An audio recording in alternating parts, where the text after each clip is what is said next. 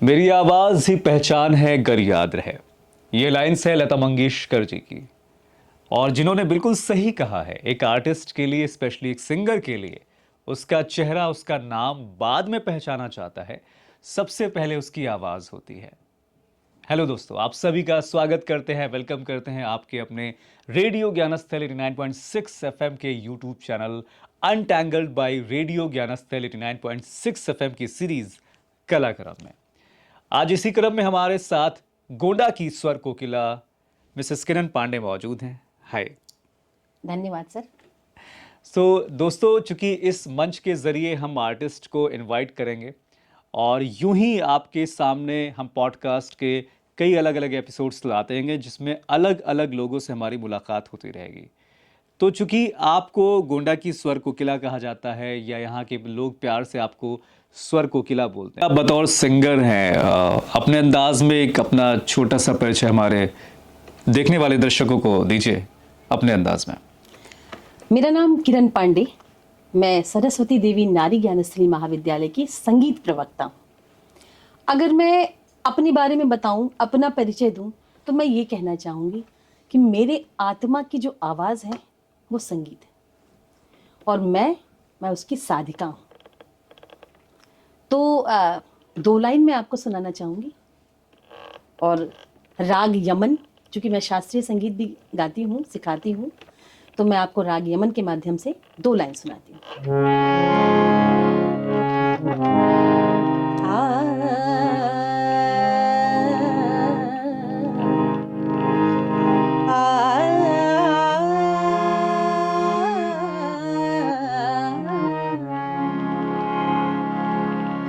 रग रग में तेरी याद सताए तो क्या करूं। रग रग में तेरी याद सताए तो क्या करूं। दिल से तेरा ख्याल ना जाए तो क्या करूं। रग रग में तेरी याद सताए तो क्या करूं। क्या बात है, इतने खूबसूरत अंदाज में राग यमन के जरिए आपने अपना परिचय दिया। चूंकि मैंने अपने दर्शकों को ये बताया कि गोंडा के लोग आपको प्यार से स्वर कोकिला बोलते हैं। हाँ जी। मेरा सवाल ये है कि और किन किन नामों से आपको प्यार से बुलाया जाता है? कौन कौन सा आपको लक़ब दिया गया, टाइटल दिया गया? आपने पूछा भी कि और कौन कौन से नाम आपको मिले, तो जैसे सीखा मैंने बड़ी शिद्दत के साथ सीखा, क्योंकि मुझे बहुत इंटरेस्ट भी था और शौक भी था और कुछ ऊपर वाली की कृपा थी कि स्वर थोड़े गले में लेके उतरे। कहते हैं ना, गॉड गिफ्टेड होना। तो अब धीरे धीरे एक उम्र की पड़ाव में मैंने लोगों को सिखाना भी शुरू किया। मेरे पास बहुत सारे बच्चे सीखने आते हैं, तो उन्होंने जैसे गुरु जी या गुरु माँ, ज़्यादातर तो मुझे लोग गुरु माँ ही कहते हैं, तो गुरु माँ जो ये मुझे टाइटल मिलता है, ये मुझे बहुत प्रिय है। क्या बात है, आपने कहा गुरु माँ भी आपको लोग कहते हैं क्योंकि आप संगीत सिखाती भी हैं। बहुत अच्छी बात है। पहला गाना कौन सा गाया था आपने?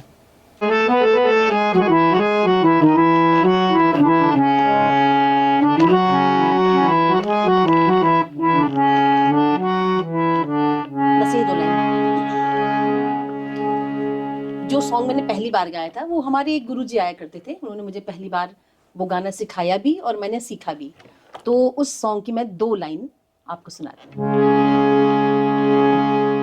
अरे मन ये 2 दिन का मेला रहेगा, अरे मन ये 2 दिन का मेला रहेगा, न कायम ये जग का झमेला रहेगा, न कायम ये जग का झमेला रहेगा। ये उनकी सिखाई हुई एक भजन जो बहुत लोगों ने पसंद किया, बहुत लोगों को अच्छा लगा कि ये भजन, चूंकि ये एक अपने जो है जीवन से रिलेटेड है। भजन के बारे में भी आपने बताया, लोगों को हम बता दें, अपने दर्शकों को, कि भजन आपका टी सीरीज से भी लॉन्च हो चुका है, भगवत गीता भी लॉन्च हो चुकी है। इस बड़े अचीवमेंट के बारे में बताएं। इवन आप राष्ट्रपति अवॉर्डेड भी हैं, तो हमारे दर्शकों को आप प्लीज़ बताइए अपनी अचीवमेंट्स के बारे में। आपने अचीवमेंट के बारे में पूछा तो मैं बता दूं, जब मैं पढ़ रही थी 10th क्लास में तो एनी रेलवे की जो है गाइड चुनी जा रही थी, उनका चयन हो रहा था, उसी में मेरा भी नाम आया। तो ये हुआ कि 10-15 लड़कियां हम थे, उसमें हुआ इसमें जो सबसे अच्छा सिंगिंग करेगा, सबसे अच्छा जो गाएगा उसको बेस्ट गाइड के लिए चुना जाएगा। तो बेस्ट गाइड के लिए मुझे चुना गया और मैं राष्ट्रपति अवार्ड के लिए गई। उसके लिए ट्रेनिंग वगैरह भी थी, यहाँ कटरा में रह करके स्काउट एंड गाइड की उसमें ट्रेनिंग कराया गया लगभग 15 दिन। और उसके बाद फिर हम दिल्ली गए, वहाँ हमें आर वेंकट रमन जी से राष्ट्रपति पुरस्कार मिला। गीता की बात कहूँ तो ये मेरे लिए बहुत सौभाग्य की बात है, क्योंकि मैं कृष्ण भक्त और कृष्ण ने स्वयं चाहा तो मुझे ये सुअवसर मिला कि मुझे गीता के श्लोक मेरी ज़बान पे आए। वरना गीता का जो श्लोक है वो इतना क्लिष्ट है, आप उसको बोलना गाना तो छोड़ दीजिए, आप उसको हाथ नहीं लगा सकते, लेकिन उसको स्वर और ताल में बांधकर गाना। और इसमें मदद की हमारे भैया थे सत्य प्रकाश शुक्ला जी, उन्होंने मेरी बहुत मदद की, क्योंकि मुझे बोलना ही नहीं आता था संस्कृत। तो स्टूडियो में मुझे गाते गाते रोना आ गया और मुझे ये लगा कि मैं नहीं गा पाऊंगी। मैंने कहा कि मेरी टिकट करा दो, मैं दिल्ली थी उस समय, मेरी टिकट करा दो, मैं गोंडा जाऊंगी, मेरे बस की नहीं है। तो फिर जो स्टूडियो में भैया थे उन्होंने बोला, इतनी दूर से चल कर आए हो, ये अवसर सबको नहीं मिलता है, कितनों ने गाए हैं गीता, तो आपको ये अवसर मिल रहा है, इसका लाभ उठाइए। फिर बहुत मेहनत करी गीता गाने के लिए, अलग अलग राग और ताल के साथ, उसमें छंद भी है, 11 अध्याय में भी छंद है। तो ये मेरे लिए बहुत बड़ा अचीवमेंट था। ऐसा लगता है जैसे मेरा जीवन ही सार्थक हो गया संगीत को लेकर के, बहुत कुछ पा लिया। अरे जो कृष्ण का गुणगान कर ले उसको और क्या करना है। अब तो मुझे कुछ गाने को मिले या ना मिले, जैसे कहते हैं ना पेट भर जाना, तो मेरा अब तो पेट भर गया। ओके, तो बड़ी खूबसूरत बात आपने कही कि आपका पेट भर गया। चलते हैं पिछले कुछ ज़माने में, तो लिरिसिस्ट को लेकर के लोग नाम जानते थे। इवन आकाशवाणी पे भी जब लिया जाता था तो लिरिसिस्ट का नाम भी लिया जाता था सिंगर के साथ साथ, क्योंकि कहते थे कि जिसने लिखा है उससे बड़ा असर पड़ता है। तो एज सिंगर मैं आपसे ये जानना चाहूँगा कि आप क्या सिर्फ गाना ही गाती हैं? क्या कभी ख्याल नहीं आया कि मुझे भी खुद का अपना एक गाना लिखना चाहिए? आपने पूछा भी कि सिंगिंग के अलावा क्या आपने कभी ये नहीं सोचा कि मैं कुछ लिखूं भी? तो ये भी शौक़ आ ही गया, गाते गाते ये शौक़ आ ही गया कि लिखना भी, अगर कोशिश करूं तो लिख सकती हूँ। फिर हुआ एक वाकया बताती हूँ आपको। मेरे हस्बैंड से मेरी थोड़ी सी लड़ाई हो गई, ज़्यादा कभी होती नहीं है, थोड़ी सी हो गई। ये चले गए कहीं बाहर। अब मुझे बड़ी तकलीफ हुई कि लोग बिना बात किए ही चले गए। तो लिखने के लिए या तो आप बहुत दुखी हो या आप बहुत खुश हो, तो गाना जो है अंदर से निकल के आता है। तो अब इनके जाने के गम में कहूँ या नाराज़ होने के गम में, मैंने 2 लाइन लिखी है, वो मैं आपको जो है सुनाना चाहती हूँ। सुनिए।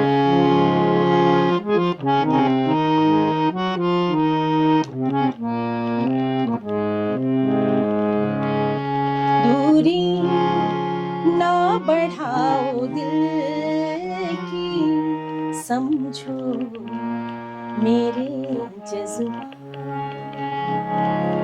दूरी ना बढ़ाओ दिल की, समझो मेरे जज्बात।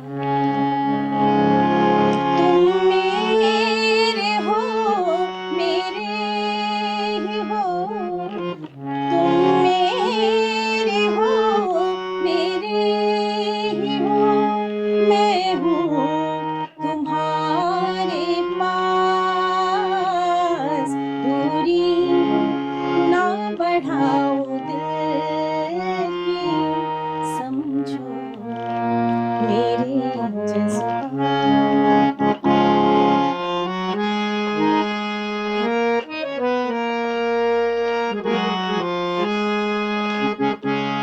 इतना जो कह दिया है तो रूठे रहोगे क्या?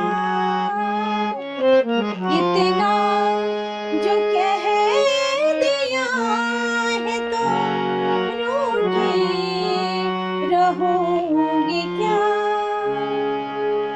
अब मान भी जाओ जरा, मेरी जान लोगे क्या? अब मान भी जाओ जरा, मेरी जान लोगे क्या? ये गाना मेरा लिखा हुआ और मैंने इसे कंपोज भी किया, और जब ये लौट के आए तो मैंने इनको सुनाया तो कान पकड़ के बैठ गए कि अब मैं तुमसे नाराज नहीं होऊंगा। नहीं, मैंने कहा नाराज हो जाओ, नाराज होने की वजह से ये वाकया हुआ है। अगर आप नाराज नहीं होते तो ये गाना निकल के कैसे आता? तो कभी वो दिन था जब आपने उस जुदाई में गाना लिखा। उसके बाद कभी उनको लगा नहीं कि जब आप जा रही हो तो उनको गाना चाहिए? अभी ना जाओ छोड़ कर कि दिल अभी भरा नहीं। कहने का सेंस ये है कि मतलब कभी उन्होंने आपको कोई गाना डेडिकेट किया है? जो भी है, प्रेम तो सबसे कहते हैं ऊपर है। तो उस बॉन्डिंग में कभी किसी सिचुएशन में उन्होंने गा दिया हो, ये सोचे बिना कि क्या सोचेंगे आप, क्या ख्याल आएगा, वो दिल की जो बात थी वो कह दिया हो, कभी ऐसा हुआ है क्या? अब आपने छेड़ दी मेरी दुखती रग। क्या बताऊं, मैं तो सिंगर हूं, गाती ही हूं। अब आपने कहा कि कभी उन्होंने आपके लिए कोई गाना गाया नहीं, ऐसा ना हो, ऐसा हुआ नहीं कभी क्या कि उन्होंने गा दिया हो आपके लिए? तो मैं आपको बता दूं कि मेरे हस्बैंड अगर गाएंगे तो शायद मैं संगीत छोड़ दूंगी, इसलिए कि सुर है ही नहीं उनके गले में।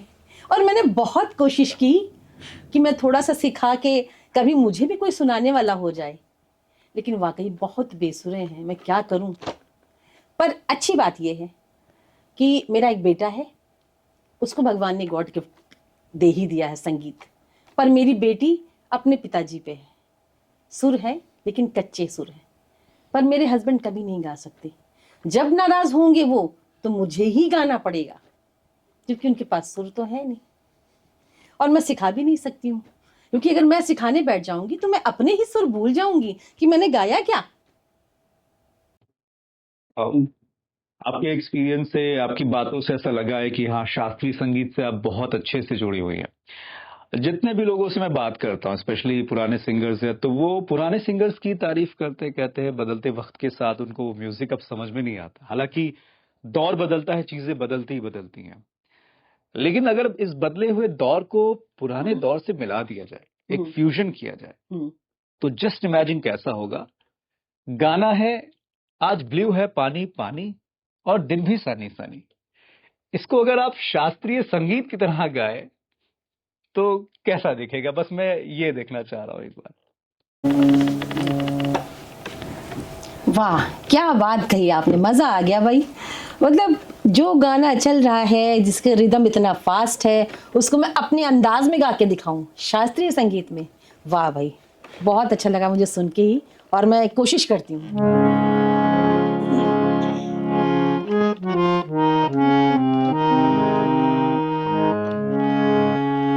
आज ब्लू है पानी पानी और दिन है सानी सानी। आज ब्लू है पानी पानी और दिन है सानी सानी। आप कोई भी सॉन्ग दे देंगे, एक जो सिंगर है, जो गाने वाला है, उसको अपने हिसाब से वो कंपोज करके गा ले जाएगा, इसमें कोई दिक्कत नहीं आने वाली। अब इसको गजल में गा लो, इसको भजन में गा लो, और इसको शास्त्रीय संगीत में गा लो। तो एक गाना और है, मुकाबला मेरी लैला, ये एक गाना गाइए अब। अच्छा, ये गाना है, मुकाबला मुकाबला होगा, आ लैला। बड़ी कश्मकश में डाल दिया आपने, लेकिन चलिए हम भी हार मानने वाले नहीं हैं। मुकाबला मुकाबला लैला, मुकाबला मुकाबला होगा, मुकाबला मुकाबला लैला। और दे दीजिए अगर आपका मन कर रहा है तो और भी गाने दे दीजिए। नहीं नहीं, ऐसा कुछ नहीं है कि मैं अब दोबारा आपको कोई और चैलेंज देने वाला हूँ। जोक से हटकर लोग कहते हैं कि पुरानी जो गीत संगीत है वो बहुत ज़्यादा फीलफुल है, फीलिंगफुल है, काफ़ी फील करते हैं। मैं ये जानना चाहूँगा कि जब डे फर्स्ट जब आपने शुरुआत की थी और आज के वक्त में आप जब खुद को देखती हैं तो कितना फ़र्क आप महसूस करती हैं अपनी लाइफ में संगीत की वजह से, म्यूज़िक की वजह से? आपने पूछा कि जब मैंने पहले स्टार्ट किया था सीखना तब और आज, तो अगर मैं पीछे मुड़ के देखती हूँ, याद करती हूँ शुरुआत में, तो मैंने सीखना शुरू ही किया था। गुरुजी के पास गई मिलना, फिर उनसे सीखना शुरू किया तो उन्होंने कहा ये लड़की बहुत टैलेंटेड है, क्योंकि जब स्टार्टिंग में सीखते हैं तो स्वर पहले सिखाए जाते हैं, तो उस स्वर के लिए कभी स्वर ऊंचा है कभी नीचा है, तो मेरा स्वर जो था वो बिल्कुल जो होना चाहिए वो सा उन्होंने बजाया तो मैंने सा लगा दिया। बड़े खुश हुए, बहुत अच्छा गा रही हो ये। तो मैंने शास्त्रीय संगीत सीखा। शास्त्रीय संगीत के साथ साथ मुझे लोकगीत का शौक़ हुआ, क्योंकि मेरी माताजी गाती रही लोकगीत। मेरे ननिहाल में भी संगीत और मेरे ददिहाल में भी संगीत। मेरे पिताजी भी अच्छे लिखते हैं, लेखक हैं, अच्छे कविताएं लिखते हैं, और उनसे भी मिला प्लस माताजी से भी मिला तो लोकगीत भी गाना शुरू किया। आज मैं ये महसूस करती हूँ उस समय और आज कि अगर कोई भी चीज़ है, अगर आप कोई चीज़ सीखना चाह रहे हैं, करना चाह रहे हैं, अगर उस पर आप कंटिन्यूअस लगे रहेंगे, आप उसको क्या कहते हैं, आप उसको ये बना लीजिए कि मेरा एम है ये। क्योंकि ऐसा बहुत होता है कि जैसे कोई स्टार्ट करता है सीखना तो पेशेंस नहीं होता है, अरे अब इतने साल सीखने पड़ेंगे। संगीत ऐसी विद्या है जिसमें आप जितना समय दे रहे हो कम है। तो मैंने वक्त दिया है। आपको मालूम है 8 घंटे मैं रियाज करती थी। जब मैं स्टूडेंट लाइफ में थी तो मैं 8 घंटे किसी भी तरह एनी हाउ मैं टाइम निकालकर 8 घंटे कम से कम रियाज करती थी। तो लोगों ने स्वर कोकिला नाम दे दिया, क्योंकि स्वर को मैंने आत्मसात किया। आज भी मैं रियाज करती हूँ। अब थोड़ी उम्र भी बढ़ रही है, कामकाज भी ज़्यादा है, बच्चे भी आते हैं सीखने के लिए, कॉलेज भी है, तो उन सब को लेकर के फिर भी मैं 1 घंटे तो निकाल लेती हूँ अपने रियाज के लिए। तो अगर आप चाहते हैं संगीत सीख रहे हैं, या अगर आप चाहते हैं कि इसमें आपको कुछ एहसास हो कि मैंने कुछ पाया है या मैंने कुछ सीखा है, तो आपको निरंतर अभ्यास करना होगा, जो मैंने किया है। जब मैं हारमोनियम बजाती हूँ तो कैसे आप इतनी अच्छी हारमोनियम बजा लेते हैं? मैं तबला भी बजाती हूँ, तो कैसे आप तबला बजा लेती हैं? कैसे आप ढोलक बजा लेती हैं? मैं कैशियो भी बजाती हूँ, तो कैसे आप कैशियो बजाती हूँ? ये आग होनी चाहिए दिल में, मन में। अगर आपकी आग है सीखने की, तभी आप किसी चीज़ को प्राप्त कर पाएंगे। तो पिछला समय और आज का समय जब मैं देखती हूँ, जब मैं गुरुजी के पास गई थी तो मेरे पास कुछ भी नहीं था। आज मुझे संतोष भी होता है। वैसे इतने से संतोष नहीं मिलना चाहिए।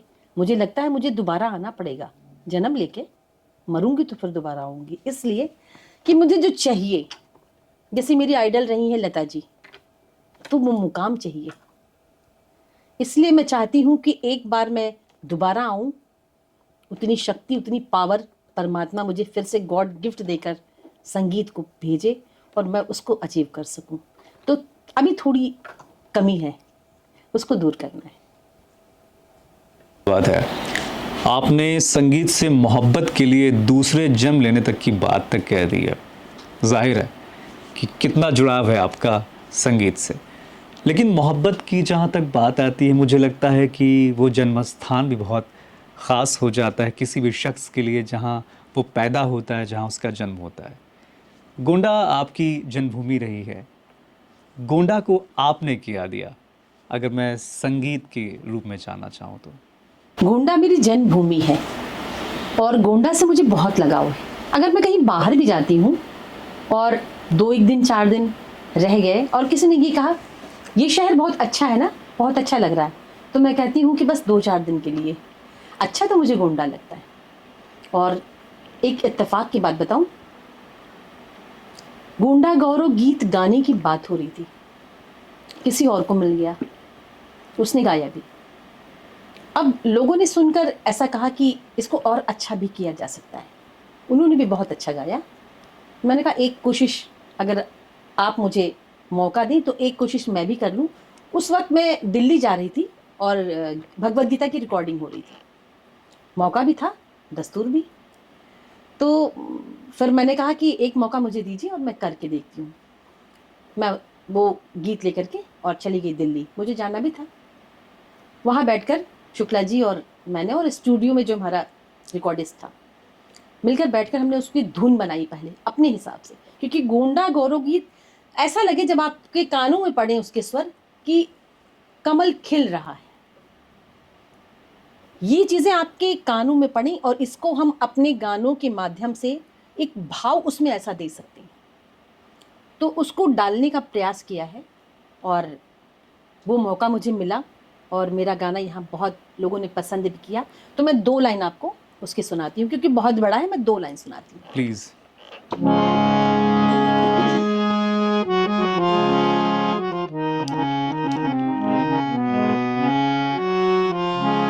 क्योंकि गोंडा गौरव गीत है तो गोंडा के बारे में ये सारी चीजें। सलामी सरजमी गोंडा को तूने जिंदगी बख्शी, खिरद ने नूर बख्शा उम्मतों को जिंदगी बख्शी।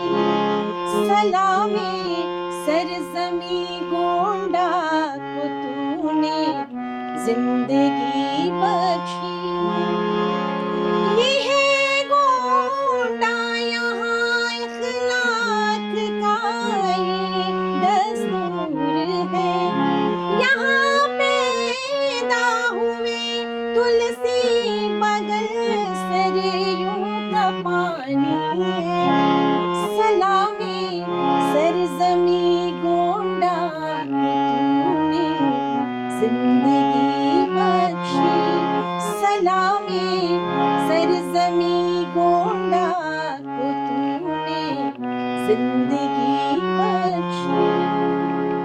ये गाना बहुत बड़ा है, बहुत लंबा है, सुनाने लगूंगी तो कम से कम 8-10 मिनट तो लग जाएगा, क्योंकि अवध के बारे में पूरी जानकारी आपको दी गई। यहाँ तुलसीदास जी हुए, उन्होंने क्या क्या किया अपने जीवन में, तो ये सारी चीजें। तो ये मौका जो मुझे मिला, ये मुझे बड़ा अच्छा लगा कि मैंने कुछ अपने जन्मभूमि के लिए कुछ मैंने उनको दिया, कुछ किया, तो मरने के बाद भी लोग याद रखेंगे।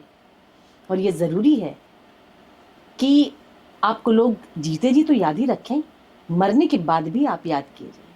ये बहुत बड़ी बात है। ज़िंदगी की बात अब करते हैं। आपने संगीत के बारे में बताया कि आपको कितना ज़्यादा लगाव है। ज़िंदगी में वो कौन सी ऐसी गलती है आपसे हुई जिसको आप दोबारा कभी नहीं दोहराना चाहेंगी? आपने पूछा मैं वो कौन सी भूल दोबारा नहीं करना चाहती हूँ। मुझे एक वाकया याद है कि मेरे साथ जो सिंगिंग करते थे, हमारे गुरु भी थे मिस्टर सत्यप्रकाश शुक्ला जी, जो अब इस दुनिया में नहीं है। बहुत सारी गानों की कंपोजिंग की उन्होंने, लिखते भी थे, वे बहुत अच्छा लिखते थे। ये जो मैंने अभी एक सॉन्ग आपको सुनाया था, जो मैंने खुद लिखा और कंपोज भी किया, दूरी ना बढ़ाओ दिल की, ये गाना मैंने भैया को सुनाया और मैंने कहा कि गुरुजी क्या क्या जाए इसमें। उन्होंने कहा मैं इसका जो है ट्रैक बनाता हूँ, तुम आकर रिकॉर्ड कर लो। छोटा सा स्टूडियो उन्होंने घर पे बना रखा था। मैंने कहा ठीक है, हम आ जाती हैं, किसी दिन रिकॉर्ड कर देती हूँ। मुझे बात को थोड़ी सी टालने की आदत है। जैसे किसी ने कह दिया ये काम कर दूँ, अच्छा अभी कर देती हूँ। मैं सबसे ये कहना चाहूँगी कि एक कहावत है ना, काल करे सो आज करे, आज करे सो अब। तो ये गलत नहीं लिखा गया, गलत नहीं कहा गया, और मैं उसको टालती रही। अच्छा, अब बार बार वो क्यों नहीं आती हो भाई, ये बहुत फेवरेट गज़ल है मेरी, कर दो तो मैं इसको यूट्यूब पे डाल दूँ, ऐसा करूँ वैसा करूँ। अब मैंने आज, अच्छा ठीक है कल मैं आती हूँ, अच्छा मैं परसों आती हूँ। ये बात होती रही, आज कल परसों, आज कल परसों, और उसी बीच में भाई साहब नहीं रहे, उनकी डेथ हो गई। तो ये बात मतलब गिल्ट फील हुई मुझे कि मैंने एक लास्ट टाइम, क्या मालूम मुझे कि नहीं रह जाना है, एक बात उनकी रख ली होती।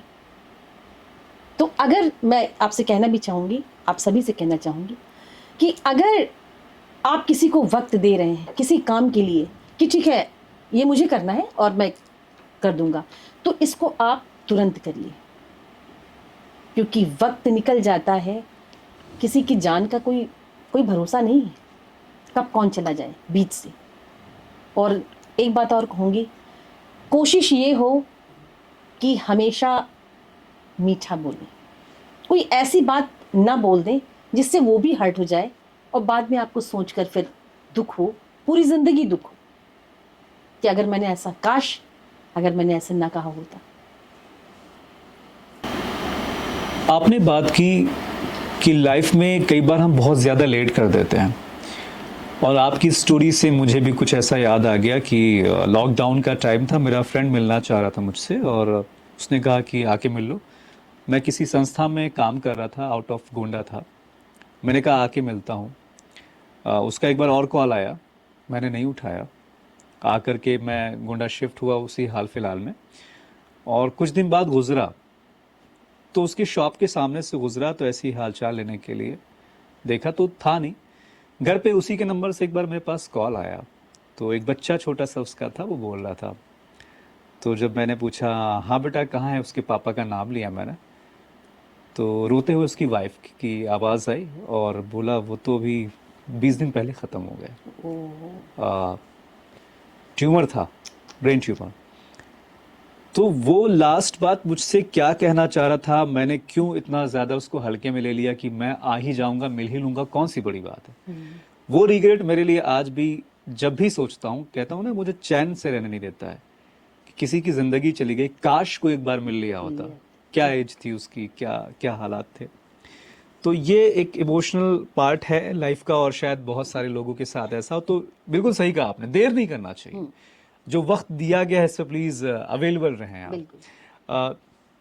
इसके साथ ही एक सवाल और कि अभी तो आपने कहा कि ये पेन देता है, ऐसी बात, ऐसी कोई चीज़ जो आपको ताकत देती है, बुरे से बुरे वक्त में भी आपको खड़ा करने के लिए इंस्पायर करती है। बड़ा अच्छा सवाल किया आपने। जैसे आप कभी निकलते होंगे तो देखते होंगे किसी की गाड़ी पे लिखा होता है संगीत ही जीवन है, तो मेरे लिए यही है।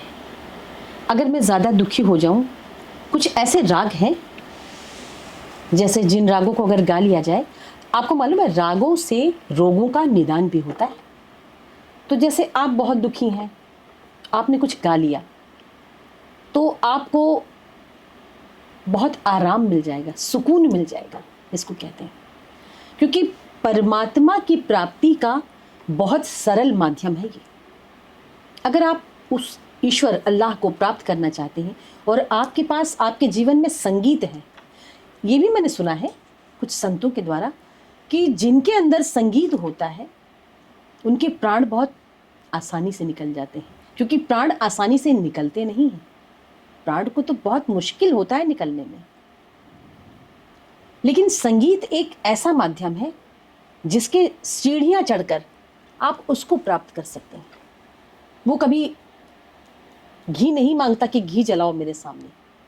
हम जब भी दुखी हुए, कुछ किसी ने कह दिया, किसी की डांट सुननी पड़ी, किसी ने कुछ ऐसा बोल दिया जो मुझे लग गई बात, तो हम फिर आ जाते हैं, अपनी हारमोनियम उठाते हैं और गाना शुरू करते हैं।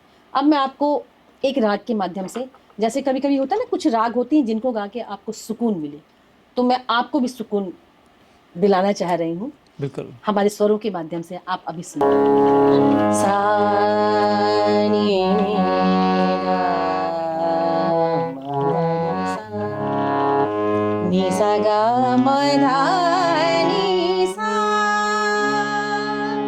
सा नी धा म गा सा नी गा सा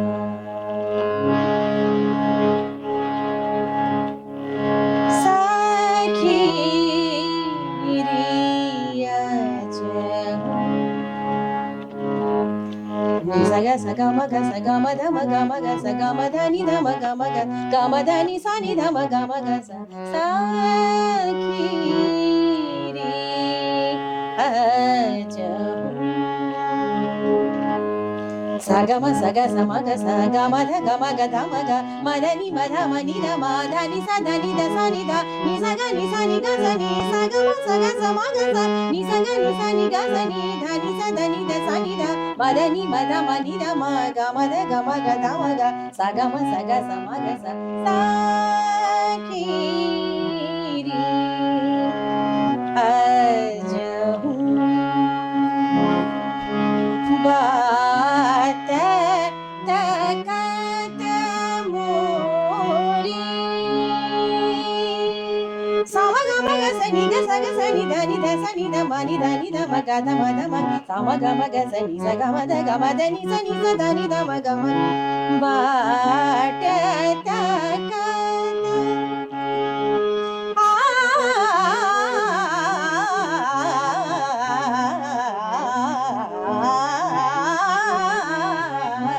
बाट तक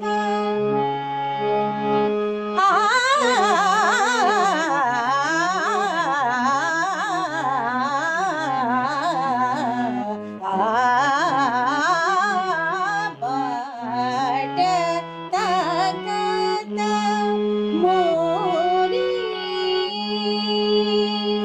थक गई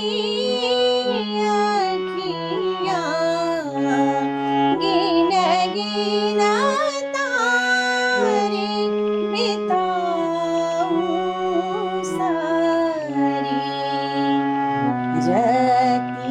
रतिया सखी रे अजब। तो ये जो राग मैंने सुनाया आपको, ये राग मालकंस है। जो आपकी परेशानियां हैं, टेंशन आप लेते हैं, स्ट्रेस है, इनको दूर करता है। क्योंकि जब आप गाना शुरू करते हैं, आंखें देखिए बंद हो जाती हैं, वो इसलिए कि आप उस परमात्मा में कहीं ना कहीं खो जाते हैं। तो वो तो आपके दुखों को अपने ऊपर लेने के लिए बैठा है ना, आप दो तो सही। तो रागों के माध्यम से उस दुख को हम उस तक पहुंचाते हैं और खुद फ्री हो जाते हैं। क्या बात है। आपने कहा कि वो हमारे दुखों को लेने के लिए बैठा है, बशर्ते हमें देना है। और मुझे लगता है कि इस दुनिया में अगर कोई दुखों को लेने के लिए बैठा है तो इससे बड़ी ब्लेसिंग्स क्या होगी कि आप अपने दुखों को सुनों पे रख दीजिए, वो आपके दुखों को ले लेंगे, हर लेंगे। क्या बात है। अच्छा, एक चीज़ मुझे आप ये बताइए, चूँकि किसी भी यंग पीपल से पूछा जाता है, कोई यंगस्टर होता है तो बताता है इसके फ्यूचर प्लान्स क्या हैं। संगीत में लेकर के अगर आपसे मुझे जानना हो कि आप अपना भविष्य कैसे और कहाँ देखती हैं आने वाले समय में संगीत को लेकर के, तो वो क्या है? बहुत अच्छी बात कही आपने, क्योंकि हर कोई अपना फ्यूचर देखकर ही काम करता है कि मुझे भविष्य में आगे क्या करना है। तो मेरी एक इच्छा यही रही है कि मैं जब और बूढ़ी हो जाऊं, चलने फिरने में असमर्थ हो जाऊं, अभी तो चल फिर रही हूं, तो अपना समय कॉलेज को देती हूं, कुछ बच्चे निकल जाएं, हमारे हाथ के नीचे से निकल जाएं, तो मुझे बड़ी खुशी होगी। तो मेरा एक ये सपना है एक तरह से कि मैं जब और बूढ़ी हो जाऊं और तो मैं अपने ही घर पर एक संगीत स्कूल खोलना चाहती हूँ, और वहाँ पे जो भी सीखने वाले हैं उनको सिखाना चाहती हूँ, और फ्री में। मैं उनसे कोई फीस, कोई पैसा, कोई अनुदान नहीं लेना चाहती। मैं उनको फ्री में सिखाना चाहती हूँ कि ताकि बच्चे इस सब्जेक्ट की तरफ आकर्षित हों आजकल क्या है ना अदनान जी, कि बच्चों को ये है कि बस एक दिन जाऊं और सारी चीजें सीख कर चलाऊं। वक्त देना पड़ता है इसके लिए। उम्र गुजर जाती है, निकल जाती है उम्र, आदमी के हाथ कुछ आता नहीं है। ये ऐसी विद्या है जिसमें आपको डूबना पड़ेगा। खुद को डुबाइए। जब कभी आप गाने के लिए बैठो और आपको अच्छा लगने लगे कि मैंने आज बहुत अच्छा गाया, तब समझिए कि आपकी गायकी सफल है। आप खुद से जजमेंट कर लीजिए अपना। आपका मन गवाही दे देगा कि आज आपने अच्छा नहीं गाया, और जब आपका मन ये गवाही दे दे आज आपने बहुत अच्छा गाया, संगीत सार्थक है। तो मेरा एक सपना ये है कि जब मैं कभी इस उम्र के ऐसे पड़ाव में आऊंगी कि जब मुझे बैठना होगा, अब बच्चे काम कर रहे हैं, अब मैं क्या करूं बैठकर, तो मैं एक संगीत विद्यालय खोलूंगी अपने घर पर ही और बच्चों को फ्री ऑफ कॉस्ट संगीत सिखाऊंगी। प्लान को लेकर के आपने बहुत अहम चीज़ बताई कि कहीं ना कहीं आप चाहती हैं कि बच्चों को फ्री में संगीत की शिक्षा आप आने वाले समय में दें। बहुत अच्छी सोच है। लेकिन मुझे लगता है संगीत एक आम इंसान के लिए जिसको संगीत की बहुत समझ, डायरेक्ट कोई ऐसी समझ नहीं है, पर फिर भी उसके लिए गाने चलाए जाते हैं, बॉलीवुड इंडस्ट्री काम करती है, दुनिया भर में संगीत बनाए जाते हैं, और तो और लोगों को जागरूक भी संगीत के ज़रिए किया जाता है। मुझे जहाँ तक याद है कुछ ऐसे गाने हैं, कुछ ऐसी बातें हैं, कुछ ऐसे इमोशन हैं जिसको गाने के ज़रिए लोगों को बता करके जागरूक किया जाता है और उसका बाकायदा असर होता है।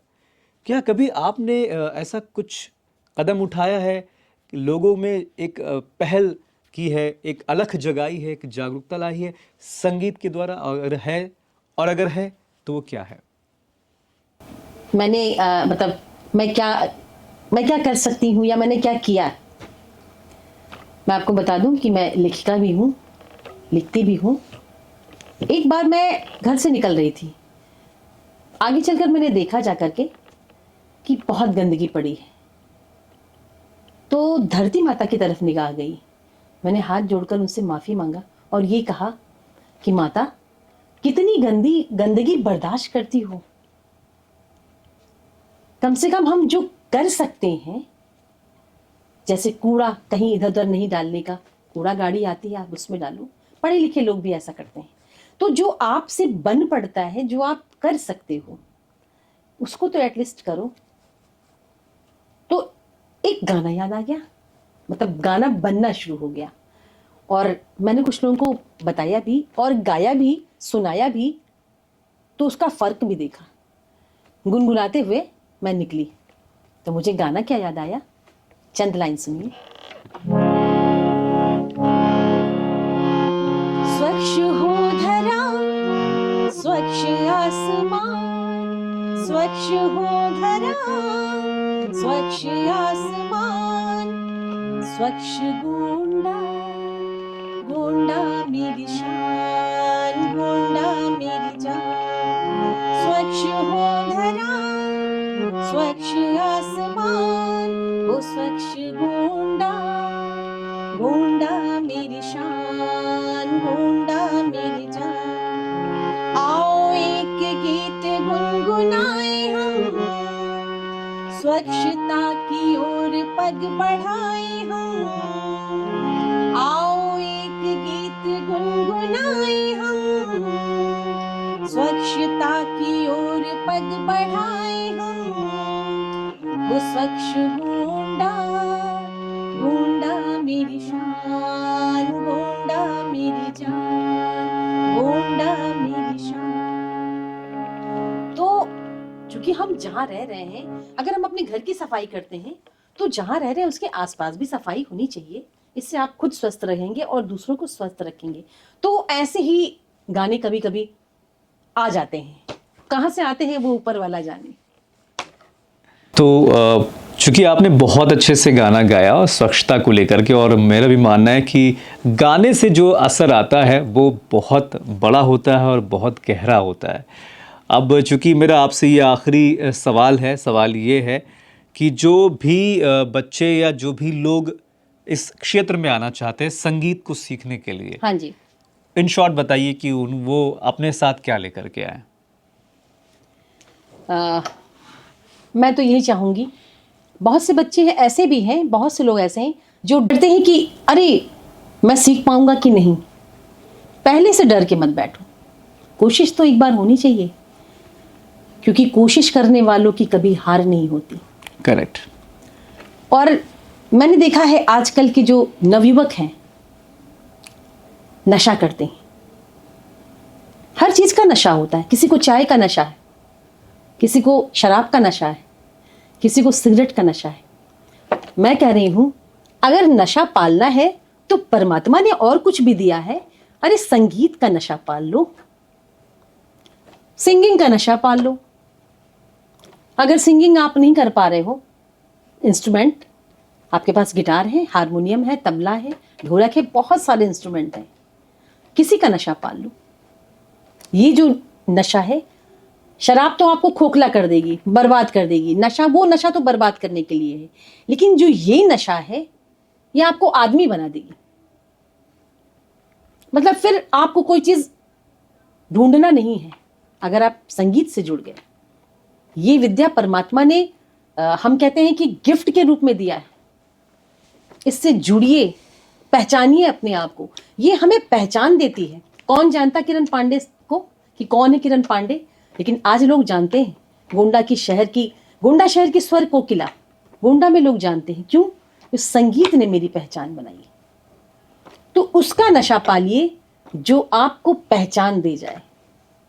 नशा इसका ना हो कि आपका कोई नाम ही लेना ना चाहे, कोई नाम ही ना ले आपका। अरे था कोई शराबी कबाबी। तो मैं उन नवयुवकों से भी कहना चाहूंगी, रिक्वेस्ट करूंगी कि उस नशे की तरफ नहीं, इस नशे की तरफ आइए जिसमें सुकून है, आपका नाम है, आपकी शोहरत है, और ऊपर वाला भी फूलों की बारिश करेगा आपके ऊपर। तो संगीत से जुड़िए, डरिए नहीं, संगीत के पास आइए, वो अपने आप आपको समेट लेगा, बिखरने नहीं देगा। तो ये मेरी रिक्वेस्ट है कि जिनको भी थोड़ी आवाज जिनकी अच्छी है, ये एक बहाना होता है कि मुझे गाना नहीं आता, मेरी आवाज नहीं ठीक है। आवाज को ठीक किया जाता है। कुछ तो गॉड गिफ्टेड होते हैं जो अपनी आवाज लेकर आते हैं, कुछ ऐसे होते हैं जिनको निखारना होता है, निखरना होता है गुरु के माध्यम से, कोई सिखाने वाला हो। हाँ, यूट्यूब से नहीं, क्योंकि जब आप सामने सामने बैठ के सीखेंगे तो आपकी कमियों को भी वो बताएंगे। तो गुरु के माध्यम से आप इस विद्या को सीखिए और जीवन में सफल होइए, सुखी होइए, स्वस्थ रहिए, मस्त रहिए। क्या बात है। सो आपने कहा नशा पालना ही है तो क्यों ना संगीत का नशा पाल ले। और वैसे भी इसके लिए दुनिया में कहीं आपको नशा मुक्ति केंद्र नहीं मिलेगा। तो जाने से पहले, चूंकि आप एक सिंगर हैं, तो मैं चाहूँगा कि कुछ ऐसा दे के जाइए हमारे देखने वाले व्यूवर्स को कि वो हमको और आपको याद रखें। हाँ बिल्कुल। मैं कुछ 2 लाइन सुनाना चाह रही हूँ, ताकि उस गीत को गाया तो था लता जी ने, लेकिन मैं इसलिए गा रही हूँ ताकि आप मुझे याद रखें। नाम गुम जाएगा, चेहरा ये बदल जाएगा, मेरी आवाज ही पहचान है, गर याद रहे हो, नाम गुम जाएगा, चेहरा ये बदल जाएगा, मेरी आवाज ही पहचान है, गर याद